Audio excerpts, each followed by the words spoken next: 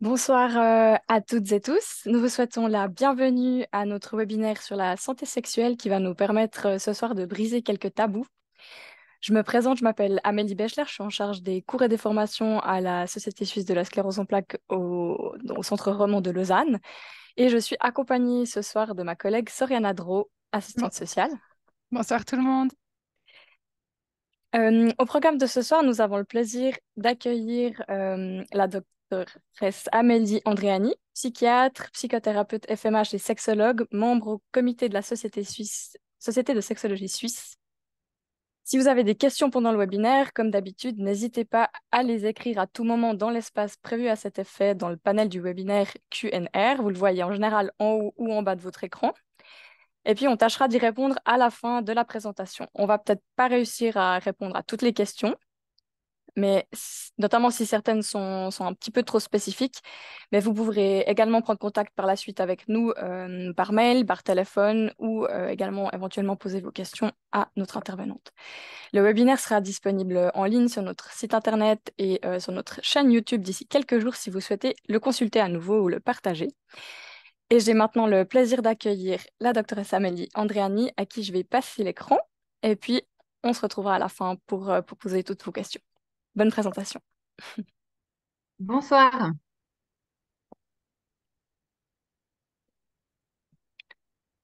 Alors voilà.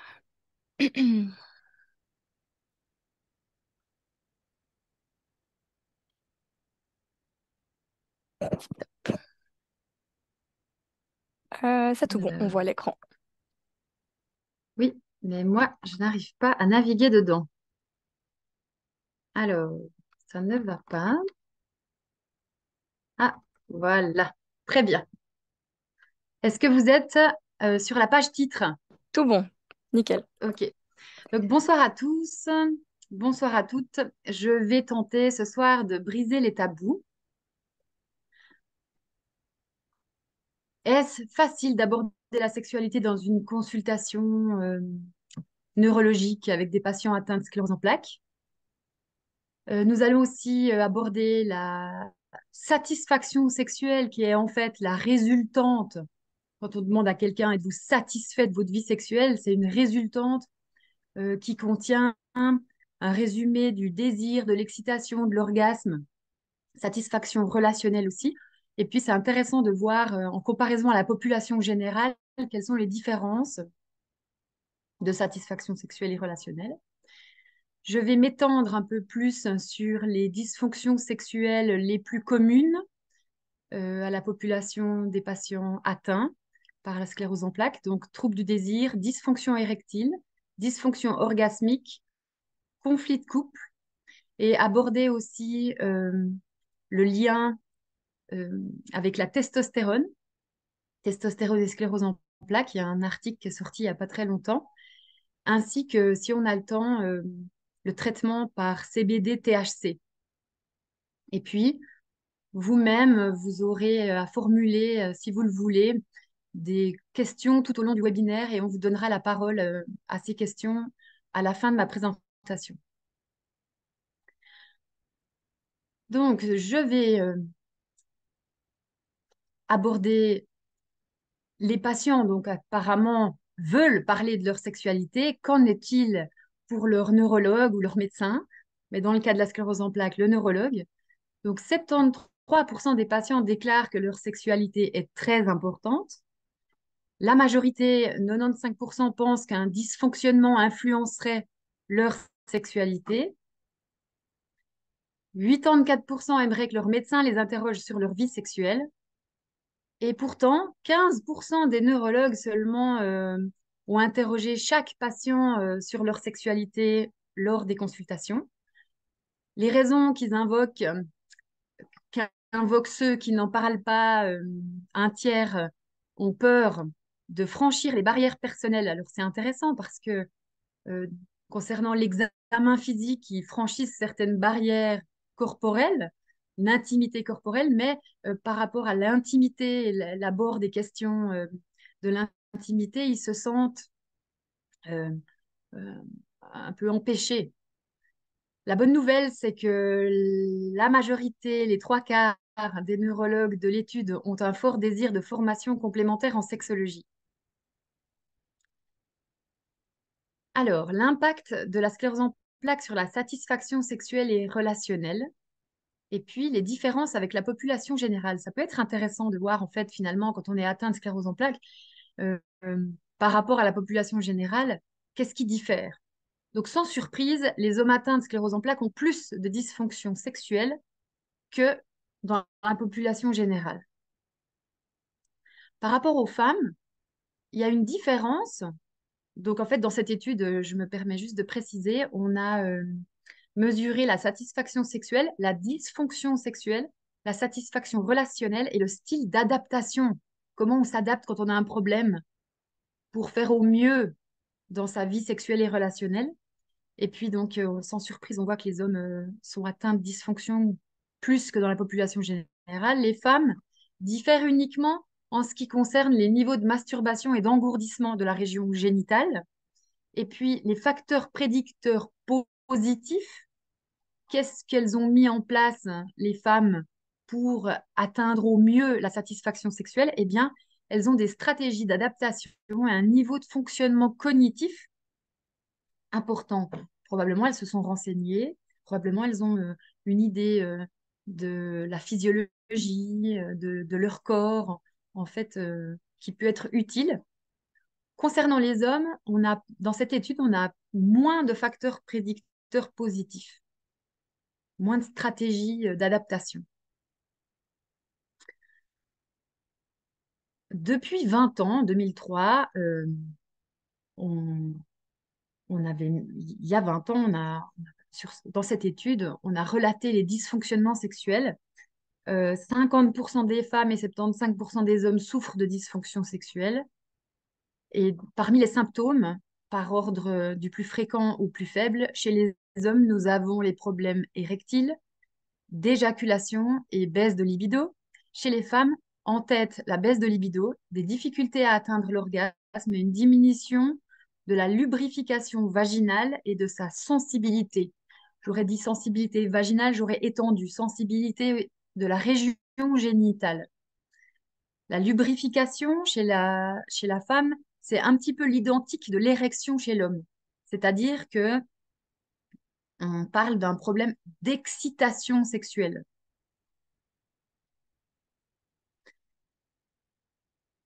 Les symptômes généraux, ils sont pas très généreux. Il y a la fatigue en premier, la spasticité, faiblesse musculaire, problème de vessie, de continence, douleurs et changements cognitifs et comportementaux. Donc, changements cognitifs et comportementaux, il y a plus de problèmes de concentration euh, en lien avec la maladie. Et puis, ces symptômes généreux peuvent affecter à leur tour la sexualité et la relation. D'ailleurs, un tiers des couples ont des problèmes dans leur vie sexuelle et conjugale. Et puis, comme attitude positive, l'information sur les symptômes et causes et l'apprentissage de stratégies d'adaptation efficaces. C'est positif, ça a des retentissements positifs dans la vie sexuelle. Une communication ouverte et honnête sur les possibilités de traitement médical peut améliorer la qualité de vie. Donc, c'est ce que je vais tenter de faire dans cette présentation, en bref, parce que j'ai pas beaucoup de temps. Et puis, je pense qu'on ne peut pas aborder la sexualité sans venir sur le sujet du plancher pelvien. Alors, c'est quoi le plancher pelvien? C'est un petit peu la région génitale, musculaire génitale. C'est plusieurs muscles ensemble qui forment un diaphragme. Alors, évidemment, j'ai choisi de parler du plancher pelvien euh, parce qu'il se situe dans la région génitale, mais une bonne sexualité, c'est aussi des caresses, des sentiments, c'est aussi quelque chose qui se situe un peu plus haut, mais pour aborder la physiologie, je me devais de vous donner deux, trois mots sur l'innervation et les muscles qui se situent dans la région génitale. Donc, ce plancher pelvien, comme je disais, est composé de plusieurs muscles qui forment une espèce de diaphragme, un dôme à la sortie du bassin. Je me permets d'avancer les slides parce qu'ici, j'ai une photo de bassin de plancher pelvien féminin. vous reconnaissez la vulve et l'anus, puis autour, il va y avoir plein de muscles. Ces muscles, pour fonctionner, ils ont besoin d'être innervés avec des nerfs. Et puis, la région vulvaire et génitale, elle a aussi besoin d'une innervation pour la sensibilité. Donc, à la fois pour la fonction motrice et sensible.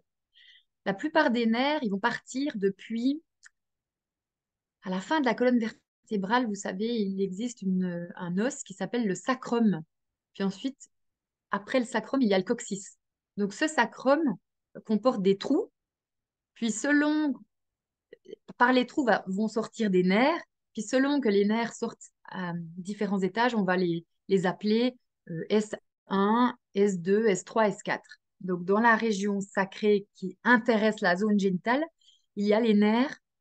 Là, j'ai écrit S3, S4. Il y a aussi le S2. Et puis, certaines branches vont se ramifier pour former le nerf honteux, qu'on appelle aussi le nerf pudendal. Pudendal. Donc, qui fournira la majorité de l'apport nerveux. Ces muscles que je vous ai montrés tout à l'heure ont trois fonctions. Ils vont soutenir les organes, contribuer à la continence urinaire et fécale. Et puis, le vagin n'a pas vraiment besoin d'être continent, il doit plutôt être accueillant, je me permets de dire ça. Et donc, du coup, les muscles vont participer à la fonction sexuelle. Parce que selon que, euh, là, je vais parler de la femme, mais on peut parler aussi de l'homme, l'érection, il y a aussi un lien avec les muscles de cette région. Mais par rapport au vagin, on peut serrer ou pas les muscles du plancher pelvien, puis ça peut créer des sensations pour le partenaire, des sensations pour la femme, avec c'est quand même bien de savoir aussi lâcher ce muscle, parce que on verra que l'orgasme, c'est un lâcher-prise psychologique, mais aussi une espèce de, de, de lâcher-prise musculaire également. Alors, les symptômes en lien avec des dysfonctions de ces nerfs, hein, puisque la sclérose en plaques va atteindre les nerfs, euh, nous avons des douleurs, ça peut créer des douleurs, des engourdissements, des incontinences fécales ou urinaires, et puis des dysfonctions sexuelles. Je ne reviens pas sur cette image. Par contre, l'innervation, je me permets d'être un petit peu plus précise. Donc voilà, vous avez ce nerf honteux ou pudendal.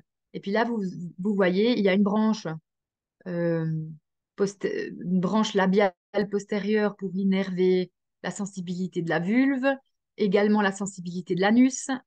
On a parlé aussi du moteur anus, on va pouvoir faire comme ça avec. Et puis, il me manque, ah oui, le nerf dorsal du clitoris. Donc, le clitoris, je ne l'ai pas en photo, mais c'est vous l'avez probablement vu, l'organe du clitoris est un organe qui sert uniquement au plaisir. L'homme aussi a un plancher pelvien, vous voyez, et l'anus, et puis ici on appelle ça un muscle bulbospongieux. C'est ce muscle-là qui, quand l'homme le contracte, ça fait aussi bouger la région du pénis. Et l'homme aussi a son innervation avec son nerf honteux. Il y a le nerf dorsal du pénis qui va faire aussi la sensibilité pénienne, aussi un nerf qui part du côté de l'anus, et puis nerf postérieur scrotal, etc. Le but n'est pas de les apprendre par cœur, évidemment, dans ce webinaire, mais ça vous met en lien avec les dysfonctions directement liées à la maladie. Alors, comme répercussion, lorsqu'on est atteint de sclérose en plaques, on a vu qu'il y avait possiblement des dysfonctions orgasmiques. Alors, il peut y avoir une anorgasmie, donc une difficulté, une impossibilité d'atteindre l'orgasme. On peut dire qu'elle est primaire ou secondaire. Selon primaire, parce que on appelle primaire quand la femme n'a jamais obtenu d'orgasme, et secondaire, elle en a obtenu, mais maintenant elle n'y arrive plus. Et puis, vous imaginez bien que si l'orgasme est un lâcher-prise, vous imaginez bien que lorsqu'on a honte ou qu'on a peur pendant l'acte de perdre ses urines ou qu'on n'est pas à l'aise avec un spasme ou qu'on a des petits problèmes de concentration, euh, qu'on est affecté par euh, peut-être la maladie qui prend beaucoup de place, il est compliqué de lâcher prise. Donc en travaillant des fois sur la peur, on va pouvoir avoir un bon impact sur l'orgasme. Donc je dis toujours, vous savez, hein, j'ai aussi des patientes qui ont des problèmes d'orgasme et qui ils ne sont pas atteints de sclérose en plaques. Et puis on travaille aussi le lâcher prise. C'est des patientes qui me disent, ah, moi je fais ma liste de courses dans la tête, j'essaie de me concentrer sur le geste que mon partenaire est en train de me faire, mais ma tête part ailleurs. Donc j'ai l'habitude de travailler ça avec les patients. Chez les hommes, en ce qui concerne les dysfonctions orgasmiques, on pourrait parler de 10 éjaculations. Donc là, j'ai rapporté des chiffres que j'ai trouvés dans une étude sur sclérose en plaques et les dysfonctions d'éjaculation. Vous avez une bonne moitié qui ont une diminution du volume de l'éjaculation, la force de l'éjaculation, qui ont un retard d'éjaculation, mais aussi un tiers qui a une éjaculation précoce. Donc vous voyez que quand il y a une atteinte nerveuse, euh, enfin, c'est pas vraiment ça. C'est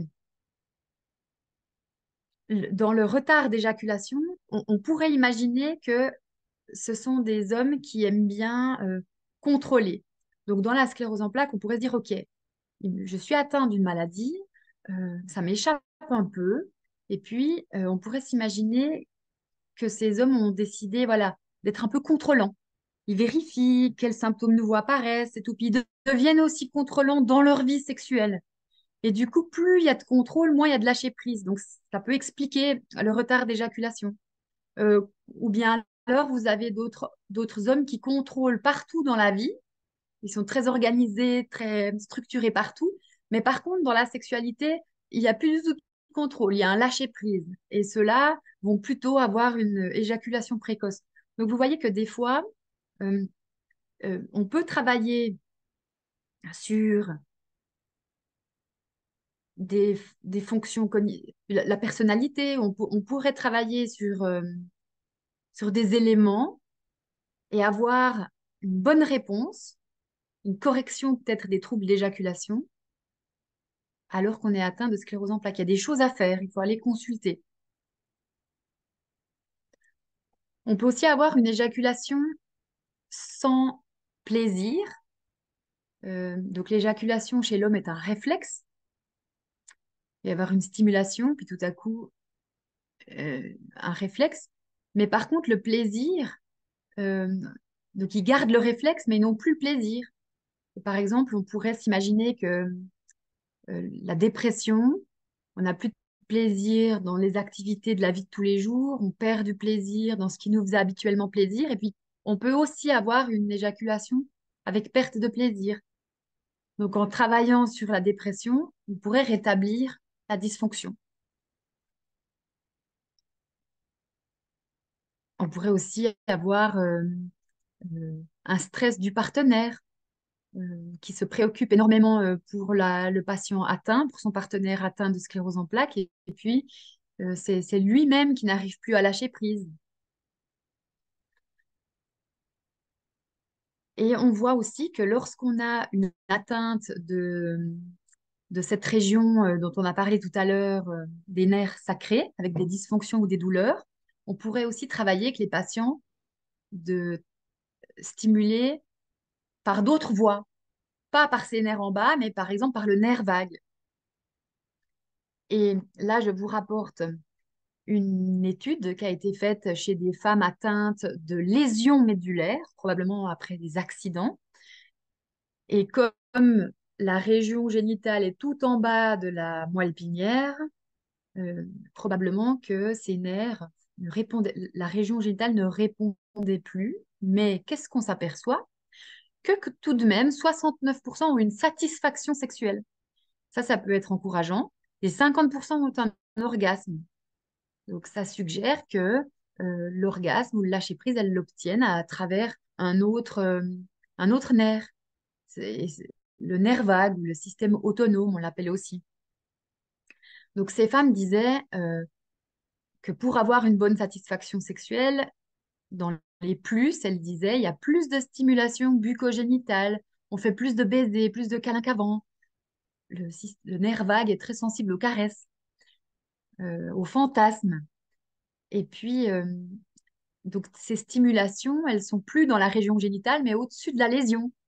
Il y a des femmes qui répondent très, très bien aux bisous dans le cou. Ou peut-être que vous allez découvrir après ma présentation, vous serez curieux d'aller voir, d'aller explorer un peu le corps de l'autre. Il y a des personnes qui répondent aussi très bien à la sensibilité sous les aisselles, etc., etc. Aux fantasmes, aux petits mots d'amour, ou au contraire, aux mots un peu plus euh, érotiques, sexuels. Les moins, donc, avec des lésions de la moelle épinière, on est souvent sujet à des spasmes, à des douleurs ou des faiblesses musculaires, et donc on est limité dans les positions sexuelles. L'incontinence est un problème, hein. On peut avoir honte de lâcher des urines ou des selles.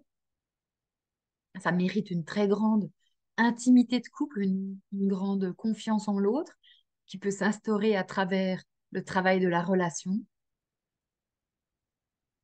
Et puis aussi une altération du sens sexuel de soi, donc de l'image corporelle, hein, pour avoir un bon lâcher-prise, pour avoir une bonne estime de soi, corporelle et physique. Ça, on peut aussi travailler chez un thérapeute. Est-ce que lorsqu'on est atteint de sclérose en plaques, puis par exemple, nous sommes à fauteuil roulant, comment mon image corporelle a été altérée? Ça, on peut le travailler. Comment je le séduis encore? Et donc, toujours un niveau d'éducation, un partenaire stable aussi, l'apparition de la lésion à l'âge adulte. Donc, si on a déjà connu une sexualité épanouie avant la lésion, c'est prédicteur positif.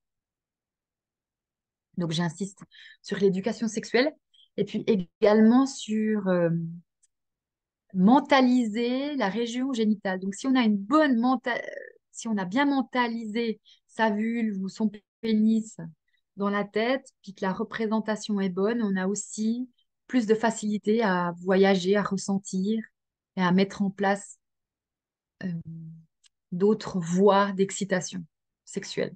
Les médicaments aussi, j'en parle après. Donc, PDEI5, c'est le Viagra et ses cousins. On va en parler après.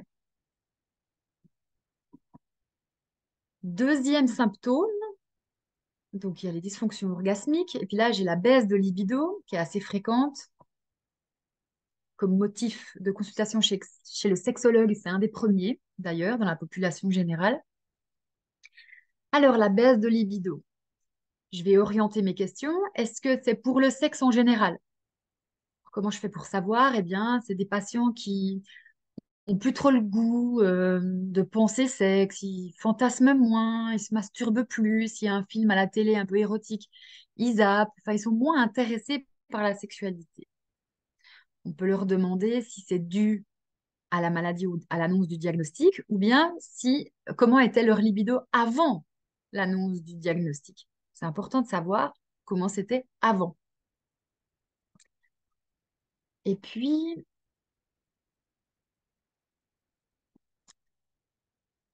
on peut aussi leur demander, mais est-ce que vous avez une baisse de désir pour ce partenaire-là, pour votre partenaire? On va demander à la personne atteinte de sclérose en plaques, mais on peut aussi demander au partenaire, est-ce que vous le désirez plus lui ou elle, ou bien les femmes ou les hommes en général? Ça nous aiguille un petit peu aussi. Et puis, par exemple, si on va nous répondre, non, non, j'aurais peur de regarder ailleurs parce que je peux encore désirer les autres, mais il me semble que c'est ma partenaire que je désire plus. On a des conflits de couple, ou bien ça peut être des conflits volcaniques, mais ça peut être aussi des conflits souterrain, on n'ose pas trop parler de sexe, ou j'ose pas trop lui dire, parce que déjà c'est compliqué ta maladie, si en plus je lui dis que je suis pas satisfaite, c'est compliqué. Et puis donc du coup là, le diagnostic c'est plutôt de proposer, enfin le traitement va plutôt être de proposer à ce couple une consultation de couple afin qu'ils puissent rétablir une communication et puis se parler. Une thérapie de couple, pardon. La maladie aussi, elle est venue s'incruster entre les deux partenaires et puis comment on la gère. Ceci va me permettre, par mes questions, en fait, de cibler le traitement. On a déjà parlé de la thérapie de couple, la dépression aussi. On peut travailler avec un médicament ou une thérapie. On peut travailler la dépression. On peut aussi travailler la relaxation. Quand je vous parlais du lâcher-prise, des gens qui contrôlent ou qui lâchent, euh, on peut vraiment avoir une bonne réponse en travaillant sur la relaxation avec des petits exercices. Et puis, donc, les stimulations érotiques, on peut aussi développer avec le patient d'autres façons de se stimuler érotiquement, comme on a vu tout à l'heure, à travers le nerf vague, peut-être. Le bien-être. Le bien-être versus le plaisir, c'est pas tout à fait pareil. Le bien-être, c'est aller à la montagne, puis se réjouir de prendre un café en regardant la montagne, puis peut-être le plaisir, enfin, certains, le shoot du plaisir, certains vont préférer prendre les skis et puis skier toute la journée pour chercher l'adrénaline et la dopamine, le plaisir. Donc, nous avons récemment vu que plus il y a de bien-être, surtout chez les femmes, plus elles vont pouvoir lâcher et puis désirer. Donc, le bien-être appelle le désir sexuel.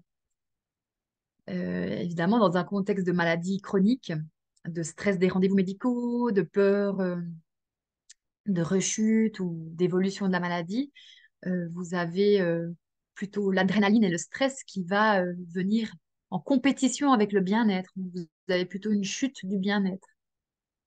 Donc, on peut cibler aussi en thérapie le bien-être. Un symptôme masculin, cette fois, donc la dysfonction érectile.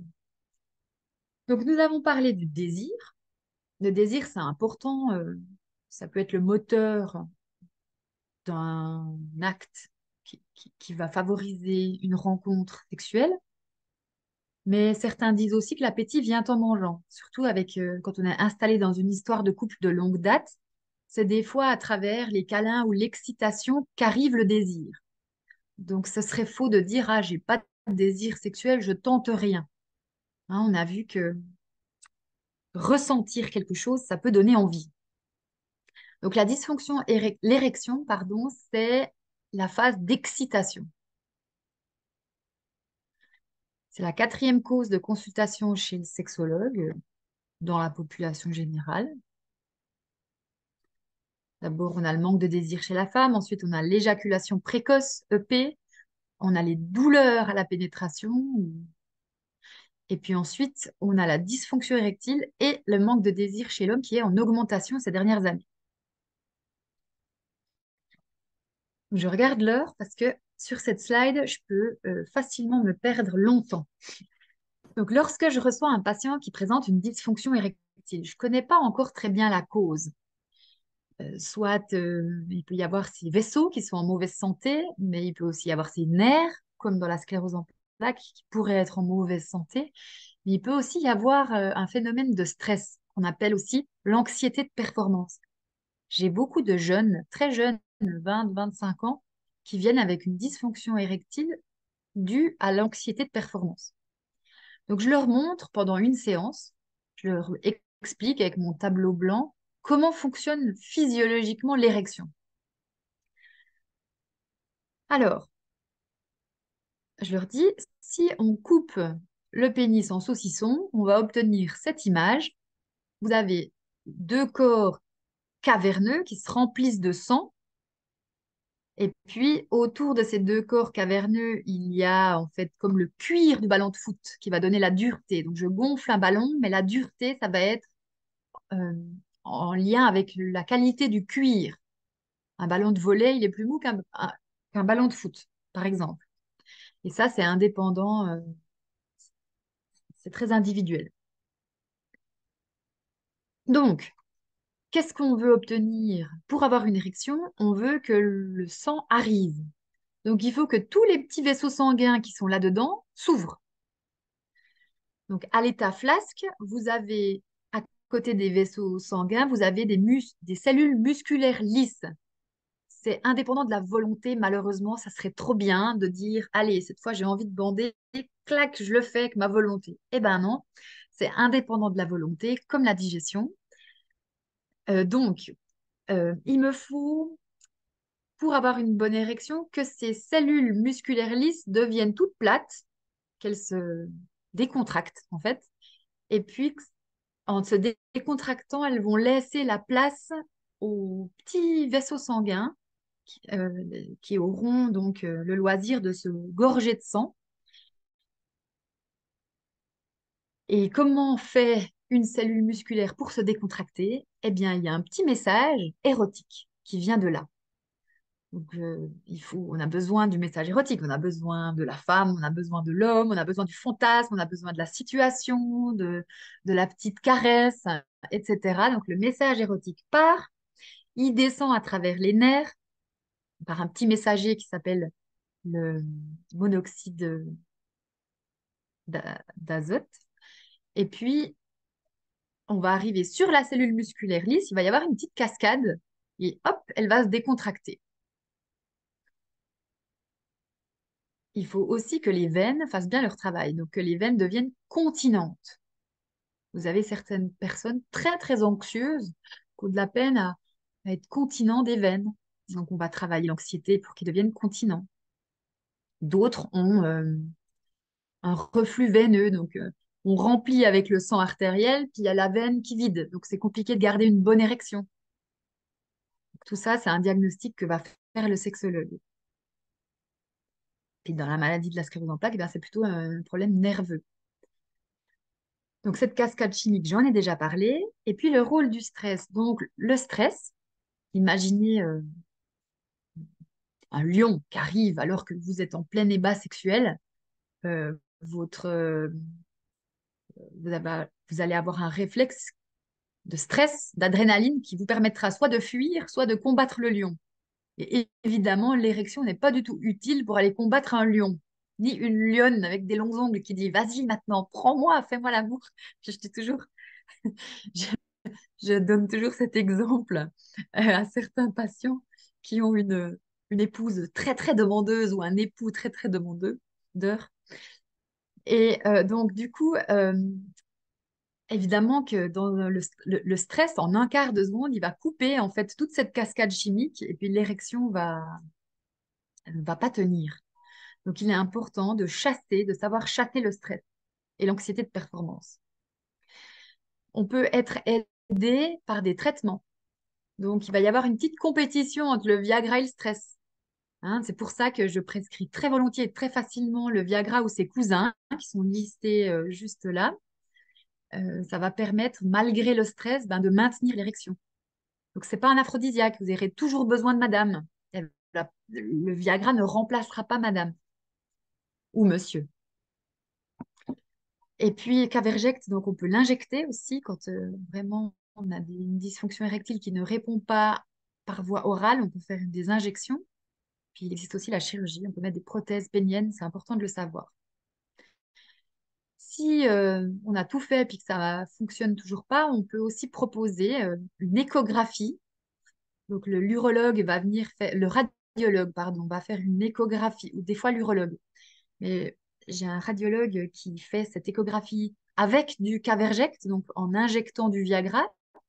Et puis pendant 40 minutes, il va regarder comment fonctionnent les artères et les veines à l'intérieur du pénis. Puis il va faire un diagnostic. Par contre, il ne peut pas voir comment fonctionnent les nerfs. Mais bon, il se peut qu'on ait la sclérose en plaques et qu'on ait un problème artériel ou veineux. Donc c'est important d'exclure. Là, vous avez une diapo concernant le Viagra et en haut, vous avez le nom générique et les cousins. Donc, il faut le prendre 30 à 60 minutes avant l'acte. Il y a des effets secondaires, mais plutôt sous forme de joues rouges ou de céphalée, donc maux de tête. Euh, le Cialis, il peut, chez les sportifs, parfois faire des espèces de douleurs nerveuses, mais bon, c'est quand même assez rare. Et puis voilà, je ne vais pas m'étendre, je pourrais parler 1 heure des traitements. Je le prescris volontiers et facilement. Le Cialis, on dit que c'est le Viagra du week-end, puisque vous le prenez le vendredi soir, il a une longue durée de vie, il peut couvrir le week-end.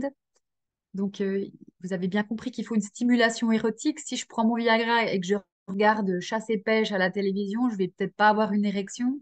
Donc, il faut une stimulation. Il me reste, je pense, je vais prendre 6 à 7 minutes pour parler des 2 dernières slides. Donc, testostérone et sclérose en plaques. Que sait-on? Donc, c'est une étude intéressante qui date de 2019. Voilà la référence. Il y a des facteurs génétiques et hormonaux qui jouent un rôle dans l'évolution de la maladie. Des facteurs hormonaux aussi. Et quand je parle d'hormones, eh bien, je parle des œstrogènes, de la progestérone, de la prolactine, qui est l'hormone de l'allaitement, des androgènes, qui sont les hormones mâles, dont la testostérone, qui vont arriver sur les... Donc, ces hormones ont aussi leurs récepteurs. Il y a des récepteurs hormonaux qui sont sur les cellules immunitaires. C'est intéressant. Donc, on va toujours être attentif quand on prescrira une pilule contraceptive. Il faut avoir un gynécologue qui connaît la sclérose en plaques, qui va vous guider à travers le choix d'un contraceptif. On peut aussi prendre des contraceptifs non hormonaux. Là, c'est plus simple, on se prend moins la tête.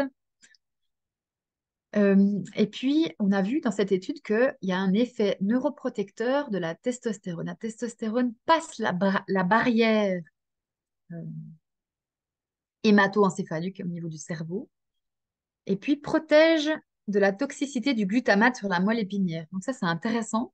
C'est un peu technique, mais c'est intéressant. Qu'est-ce qu'on a vu dans cette étude? Eh bien, qu'il y a un bas niveau de testostérone mesuré chez différents hommes à différents âges et que le fait d'avoir un bas niveau de testostérone est un facteur de risque pour l'évolution de la sclérose en plaques. Chez les hommes avec sclérose en plaques, on voit qu'il y a plutôt un déficit en testostérone. C'est intéressant, hein. Ça se dose facilement, la testostérone, une prise de sang et on a les taux. Et puis, la prise de testostérone diminue l'hypersensibilité de la peau. Il y a des hommes très chatouilleux, puis on a vu que quand on augmente un petit peu leur niveau de testostérone, bah, ils sont moins chatouilleux. Ça peut être agréable pour recevoir des caresses plutôt que de sursauter. Donc, comment on la dose? On fait une prise de sang, on va doser la testostérone libre, SHBG, c'est le petit récepteur à la testo, parce qu'elle voyage des fois sur un récepteur, des fois elle est libre. Enfin bref, ça, les médecins doivent savoir. On va aussi doser la prolactine, qui est un petit peu l'hormone anti-désir. Et puis, on ne va pas oublier le PSA, parce que si un jour on doit vous ajouter de la testostérone ou vous donner un traitement à la testostérone, on sait qu'il pourrait influencer le PSA. Le PSA, c'est quoi? Ben, c'est ce qu'on dose quand on va regarder l'état de la prostate. Hein. Plus la prostate est grosse, hypertrophiée, plus le PSA monte. Plus le PSA monte, plus la prostate. Puis il y a des risques bon, ça, c'est encore un autre chapitre, la prostate, de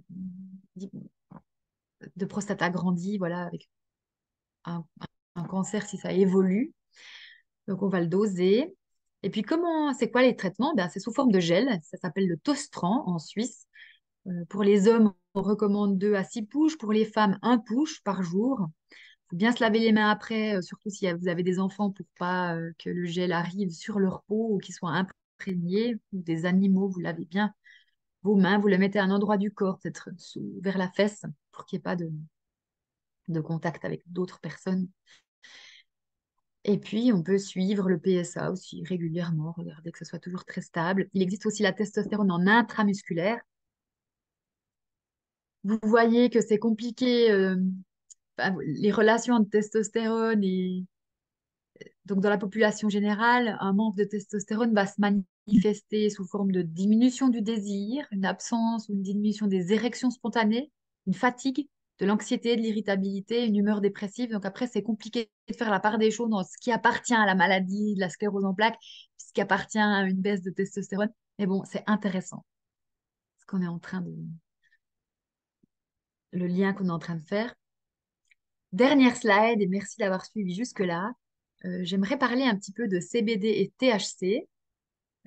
Récemment, dans une étude de 2023, et j'ai assisté à un séminaire donné par une collègue spécialisée dans le CBD et THC, dans la prescription. Donc, c'est un cannabinoïde. On en a des endogènes, cannabinoïdes. Il y a des phytocannabinoïdes dans les plantes, puis les cannabinoïdes de synthèse. Et il y a des récepteurs, le 1, le 2, des récepteurs dans le cerveau et des récepteurs immunitaires. Donc, les effets de CBD-THC sont intéressants en ce qui concerne la sclérose en plaques. Par exemple, le CBD, il a une action anti-inflammatoire. Le THC, antispasmodique. THC et CBD, une amélioration vont avoir pour effet d'améliorer le sommeil. Et THC, une perception, va agir sur la perception de la douleur. Donc, pour les patients atteints de sclérose en plaques, ben, c'est très utile dans les douleurs chroniques et dans la spasticité. Et puis, ces médicaments se nomment Sativex, Epidiolex. Donc, l'Epidiolex, il est même possible de faire une ordonnance qui soit sur une ordonnance normale. Quand on prescrit des stupéfiants, on utilise une ordonnance à souche. Mais là, l'Epidiolex a des doses qui permettent de le prescrire sur une ordonnance normale, une goutte par jour. Enfin bref, ça, c'est des choses que vous devez voir avec votre neurologue. Mais j'en parle parce qu'au niveau de la sexualité, ça pourrait être intéressant de réduire les douleurs ou d'avoir moins de spasticité. Voilà, je vous remercie pour votre écoute. Je mets mon mail en fond de page. Voilà. Merci beaucoup, beaucoup pour cette passionnante présentation. Pendant que je change l'écran, n'hésitez pas à continuer à poser vos questions par écrit. Il y a possibilité de les poser de manière anonyme. Et de toute manière, enfin, ce que je veux dire, c'est que de toute manière, votre nom n'est pas annoncé. Et puis pendant que je change l'écran, ma collègue va partager la première question, enfin, poser la première question. Oui, merci beaucoup pour cette présentation. Donc, la première question, c'est par rapport au Viagra. Donc, de quoi dépend la quantité de Viagra de 100 mg? Peut-on en prendre plus ou moins? Ok, très bonne question, merci. Alors, le Viagra euh, va aider, si vous voulez, à soutenir l'anxiété de performance. Donc, je prescris toujours full dose. Le Viagra donc, peut aller jusqu'à 100 mg, c'est la dose maximale. Je la prescris toujours d'abord maximale. Puis, si la personne a des bonnes érections avec 100 mg, je vais lui dire, bah, c'est vous, vous essayez de partager en deux. Puis vous prenez 50. Après, on peut encore partager en deux. Vous prenez 25 et on regarde si c'est suffisant. Puis des fois, dans le tiroir de la table de nuit, en situation de secours, il marche bien aussi. Et puis, donc, maintenant que j'y pense, euh, donc Swiss Medic, enfin, c'est off-label. Nous n'avons pas fait d'études concernant les femmes, mais dans la clinique, de nombreux collègues urologues l'ont déjà testé chez des femmes. Moi-même aussi, dans certaines situations, je l'ai donné à quelques patientes. Donc, il est off-label. Mais comme nous avons un clitoris qui fonctionne de la même façon que le pénis dans l'érection, eh bien, les femmes aussi ont des fois peur ou anxiété de performance. Tout d'un coup, au milieu de l'acte, elles lubrifient moins bien. Et donc, ça serait intéressant un jour qu'on puisse faire des études sur Viagra et femmes et qu'on puisse donner du Viagra aussi aux femmes. Voilà, petite parenthèse. Ah oui. Merci beaucoup pour la réponse et la petite parenthèse. C'est intéressant de savoir où on en est à ce niveau-là pour les femmes aussi. Pour la prochaine question, donc j'en prends deux en même temps.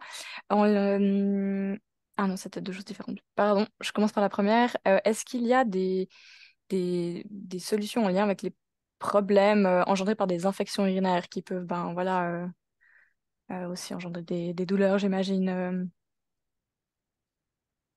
Oui, alors, quand j'aborde les infections urinaires, j'aime bien rappeler, alors c'est évident, mais j'aime bien le rappeler, que l'urètre n'est pas le même canal que le vagin. C'est deux systèmes différents.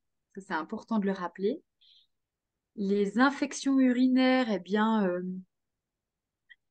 alors quand elles sont chroniques, elles sont plus embêtantes, puis elles intéressent un peu plus les psys, mais sinon, si elles sont pas chroniques, vous avez une analyse d'urine où on va voir s'il existe une bactérie, puis on va donner un antibiotique. Par contre, si elles deviennent chroniques, on peut se demander voilà, d'où ça vient. Et puis, j'ai tendance à, ça c'est moi qui dis comme ça, mais j'ai tendance à relier les nombreuses infections urinaires aussi, pourquoi pas, à quelques conflits de couple. Pas chez tout le Mhm. monde, mais il pourrait y avoir, ça pourrait être intéressant de regarder quand est-ce qu'elles arrivent, ou alors quand il y a une hygiène des fois trop forte, parce qu'on va enlever les bonnes bactéries qui, ça c'est plutôt les mycoses, faut pas tout confondre. Mais voilà, les infections urinaires, je suggère au niveau psy, si c'est chronique, d'aller un peu explorer le conflit de couple. Voilà. Merci beaucoup. Merci. La prochaine question, c'est par rapport à la testostérone. Est-ce que aussi chez les femmes, elle est plus basse que la norme? Ou bien est-ce que le taux d'hormones féminines est plus haut que la norme également? Alors, les femmes ont 15 fois moins, environ, 15 fois moins de testostérone que les hommes, parce que chez les hommes, 95% de la testostérone est produite par les testicules, et chez les femmes, on a 50% qui est produit par les ovaires et 50% par les glandes surrénales. Et puis, comme les hormones chez les femmes, c'est un petit peu influencé aussi par le cycle hormonal, il est... mais on peut mesurer. Il n'y a pas d'études qui donnent des valeurs et des normes franches, donc c'est compliqué de dire, ah, il y en a beaucoup, ah, il y en a moins, c'est dépendant aussi du cycle. Tandis que chez les hommes, c'est un petit peu plus stable.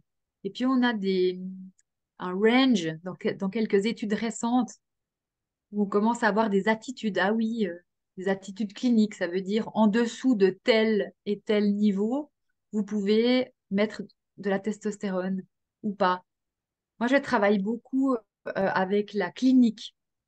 C'est vraiment la clinique plus le laboratoire qui va me permettre de décider, d'avoir une attitude. Puis chez les femmes, non, cette étude que j'ai présentée ne parle pas du taux de testostérone chez les femmes. Et je vous avoue que c'était une très grosse étude et que j'ai fait ressortir surtout ce qui concernait les hommes. Voilà, je devrais travailler puis potasser pour répondre mieux que ça. Merci beaucoup. Merci.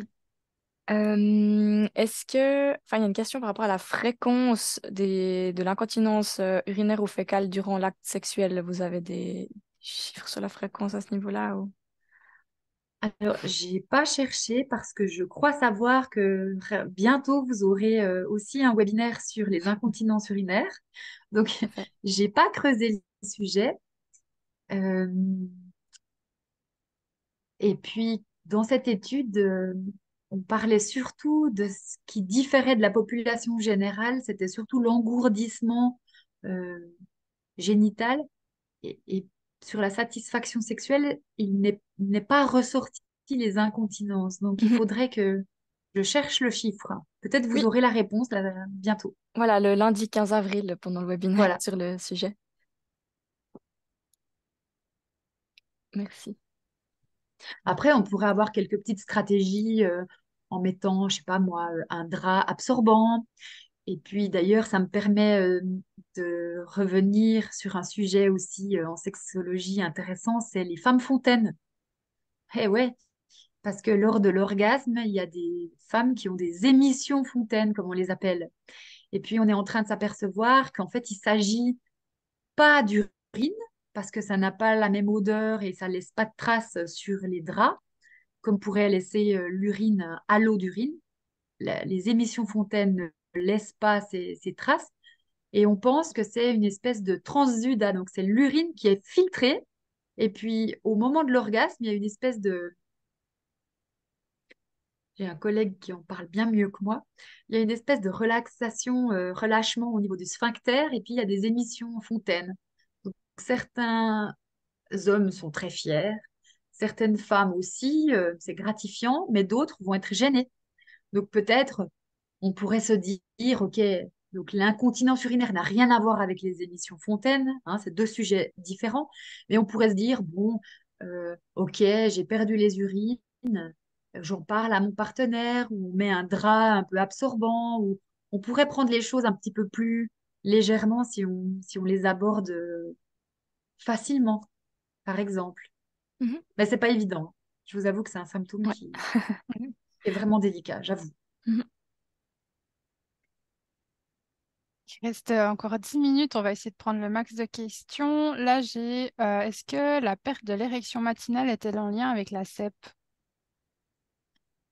Alors, on parle d'érection matinale. En fait, le terme juste, ça serait plutôt les érections nocturnes. Donc, un homme en bonne santé a 2 à 4 heures d'érection par nuit qui font qui suivent un petit peu le rythme du sommeil. C'est au moment du sommeil paradoxal qu'il va y avoir des érections. Et c'est souvent madame, si elle se réveille pendant la nuit, qui est au courant, qui peut dire. Et certains hommes se réveillent au moment de la phase de rêve, et puis ben, se réveillent avec l'érection. Euh, la perte de ces érections pourrait indiquer, par exemple, une testostéronémie basse, pourrait indiquer aussi une maladie des vaisseaux. On a vu que si les artères étaient malades, elles conduisent moins bien le sang. Et puis, par rapport à la sclérose en plaques, étant donné que ces érections sont aussi en lien avec l'innervation, on pourrait avoir aussi une, ça pourrait toucher ces érections aussi. Oui. Mais avant de incriminer la maladie, c'est bien d'aller exclure les autres causes. Mhm. Très bien, merci. Merci. Je vais prendre deux questions ensemble sur le Viagra. Premièrement, est-ce que le Viagra empêche une éjaculation? Et la deuxième, c'est est-ce que l'anneau pénien est une bonne solution pour remplacer le Viagra? Ah, ok. Donc le Viagra n'a pas du tout. Le Viagra, il peut un petit peu des fois retarder l'éjaculation. Il pourrait avoir un petit retard d'éjaculation. Mais la question, c'était s'il peut annuler, hein, enfin, s'il peut y avoir Pardon, faut que je la retrouve. S'il peut, Il n'y a s'il pas peut de lien. empêcher une éjaculation. Non, il n'y a pas de lien. Donc, il faudrait que cette personne consulte et puis je veux bien aller Mhm. poser un diagnostic et regarder comment je peux l'aider. Donc, c'est Mhm. pas dû au Viagra, c'est autre chose. Et puis, l'anneau pénien. Donc, l'anneau pénien, il est utile pour venir euh, appuyer sur les... Il peut être utile pour fermer les veines. Vous savez, je vous ai dit, c'est bien que les veines, elles fassent aussi continence, donc elles puissent être continentes pour garder le sang à l'intérieur du pénis. Et puis, du coup, l'anneau peut aider la continence veineuse, mais elle ne peut pas forcément remplacer le Viagra parce qu'on a vu que le Viagra, il vient maintenir la cascade dans la cellule musculaire, donc il vient maintenir l'érection, ok, par rapport au stress, ou il vient faciliter aussi ou maintenir l'érection, et donc cet anneau ne peut pas remplacer. D'accord, ouais. En plus, il peut être utile pour une qualité d'érection peut-être meilleure. Mhm. Voilà. Ça marche. Merci. Euh, la prochaine question, vous avez parlé d'éjaculation sans plaisir chez les hommes. Est-ce que chez les femmes, un orgasme sans plaisir est également possible? Ah, très bonne question. Ça, c'est les toutes nouvelles études. Donc, l'éjaculation chez l'homme est un réflexe, hein. Donc, le plaisir peut être séparé du réflexe. Chez les femmes, comme il s'agit d'un lâcher-prise, euh, Il y a parfois des orgasmes. Oui, en fait, c'est vrai, mais c'est très c'est une très bonne question parce qu'on part du principe que l'orgasme et le plaisir sont associés. Et puis là, on se rend compte que, en fait, si on pose les bonnes questions aux femmes, on arrive à voir que certaines ont une espèce d'orgaste, mais désagréable, une espèce de lâcher prise désagréable. Ça, c'est en train de sortir dans les nouvelles études. On n'a pas encore réellement tous les chiffres. On peut avoir honte aussi d'avoir un orgasme ou des douleurs à l'orgasme. Alors, du coup, la douleur, elle vient aussi un petit peu affecter le plaisir. Mais comme il s'agit d'un lâcher-prise, euh, c'est pas la même. On peut pas le comparer à l'éjaculation chez les hommes. Mais en Mhm. effet, il peut y avoir des orgasmes un petit peu particuliers chez les femmes. Oui. Ok, intéressant, merci. Ok. On a une question par rapport le dosage de la testostérone. À quel point ça fait du sens de demander au neurologue de doser ça, en fait? Je pars toujours du symptôme. S'il n'y a pas de symptôme, on ne va pas chercher. D'accord. S'il n'y a pas de manque de désir, s'il n'y a aucun symptôme, on ne va pas chercher. On ne fait pas un scanner à tout le monde. Donc, c'est vraiment le symptôme qui va nous diriger. Mhm. Et puis, par exemple, quand il y a plus d'érection matinale, quand il y a moins de désir, quand il y a une perte de force musculaire, quand il y a une fatigue et tout, bah, ok, certainement que c'est dû à la maladie. Donc, le cas de la sclérose en plaques est assez particulier, certainement, mais ça coûte quelques dizaines de francs d'aller interroger le laboratoire et de regarder, voilà, est-ce que si à ce patient-là, je lui mets un petit peu de gel à la testostérone, est-ce que j'augmente sa qualité de vie? Donc, c'est Mhm. vraiment du bon sens et puis il faut partir toujours des symptômes. Si vous n'avez pas de symptômes, vous n'allez pas chercher, s'il vous plaît. Très bien. Merci. Ensuite, à plus de 50 ans, une diminution pardon, du désir sexuel est-elle un problème de santé sexuelle ou est-ce que c'est normal, entre guillemets? Faut-il agir? C'est une femme qui pose la question, Un homme. Ah non. un homme.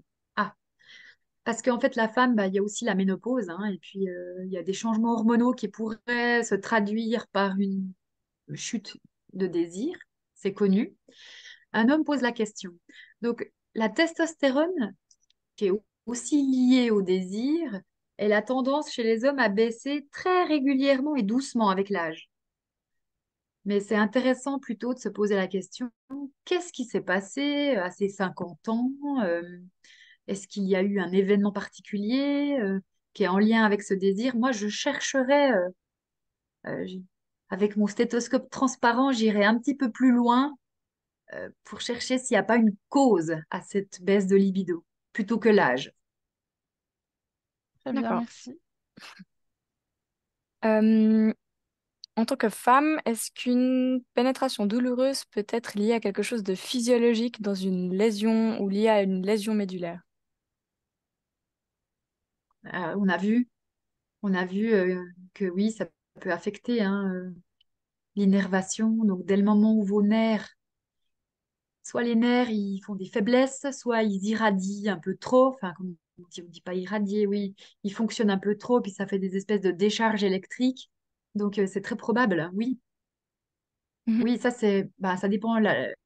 Il faut regarder où se situe la lésion. Vous demandez au neurologue, il va vous dire si c'est en lien, il peut répondre. Il ne faut pas avoir peur d'aborder ce sujet. Et puis, il peut répondre à ça. Il peut vous apporter des éléments. Sinon, il existe aussi, hein, moi, je reçois beaucoup de patientes avec des douleurs à la pénétration qui n'ont pas de maladie particulière. Et puis, on peut regarder s'il n'existe pas une autre cause, une mauvaise lubrification, un conflit de couple, des fois aussi, euh,